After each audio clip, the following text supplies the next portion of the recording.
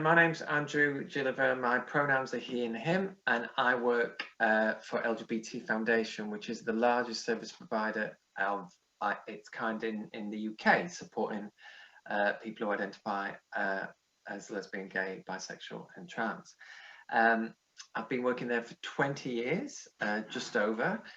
So I've worked in lots of different areas, and I know I've got a good idea of some of the reasons why people in the community that I'm part of need ongoing support. Over the last 5 years, I've been working on a project called Pride in Practice, which is a quality assurance support service for primary care services, which allows people like myself to work with GPs, dentists, pharmacy and optical providers on kind of making them aware of some of the health inequalities that LGBT people face and why they need to be more inclusive for our communities. And I can honestly say it's been the best job I've ever done, because it really ties up all that work and all that kind of life knowledge about how difficult it can be for many people in the LGBT community in being heard and being understood and being accepted for who they are. And often many health professionals haven't had any education when they were at med school, and they realise that they need to understand who their patients are, and they want to give a good, they want their patients to have good experience of their service. But obviously it's understanding that every patient is different and every patient will have different needs. But the patient will not necessarily volunteer information about themselves. Especially when it's to do with their identity and things like their sexual orientation and gender identity. So it's really, really vital that we give our health professionals the confidence to understand some of the experiences of our LGBT communities and why they need to kind of make the first move, if you like, in showing that they're inclusive for all communities and especially LGBT people. And then if they're asking the right questions and not making any assumptions about their patients, such as their identity, who their partners may be, it makes it a lot easier for the patient to feel safe, but also to think, oh, actually, this GP or this dentist or whoever is actually, they're quite knowledgeable, and they're giving me the go-ahead to actually share a bit more information about myself, and I feel comfortable.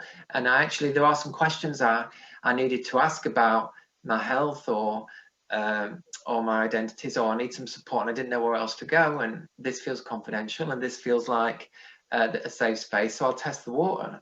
And this is really what it's about. So we do training with practices for about an hour, and we accredit them and they get an award. Maybe I can show you an award.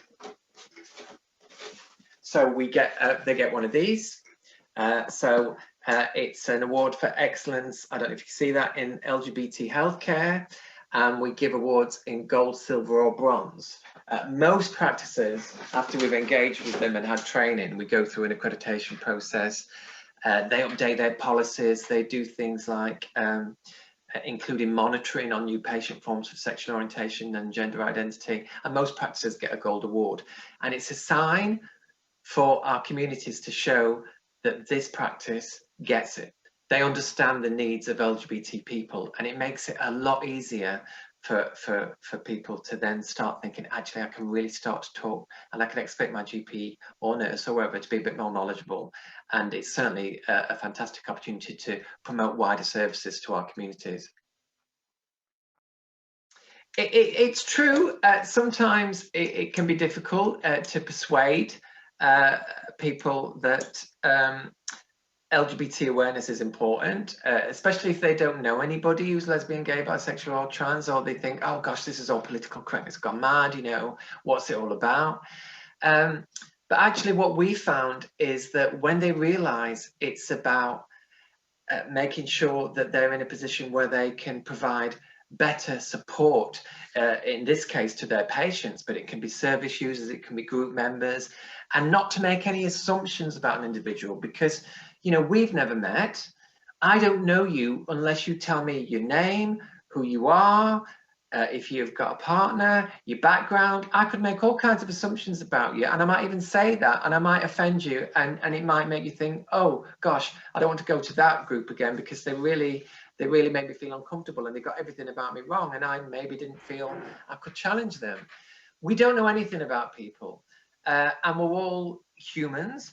So the most important thing is to treat people with respect and to find out a little bit more about them. And when we know a bit more about them, we can support them in the way that they need to be supported. And that's very, very important when we're discussing the experiences of LGBT people, because you may not know anybody, or you may not, or the people you know may not have had any difficulties experiencing access to groups or services or healthcare or whatever. But because I work in this area, I have a lot of experience, particularly now. I mean, it's always been difficult, but in the last year, with isolation and the lack of support groups because nobody can meet, it's very, very important that there is access to people who feel very isolated, very vulnerable. And if you think that for some people, they're living with their families who might not understand them, they might be living in shared accommodation with people they can't be themselves. So if they've got a health condition and they need support, they really need that group to be welcoming.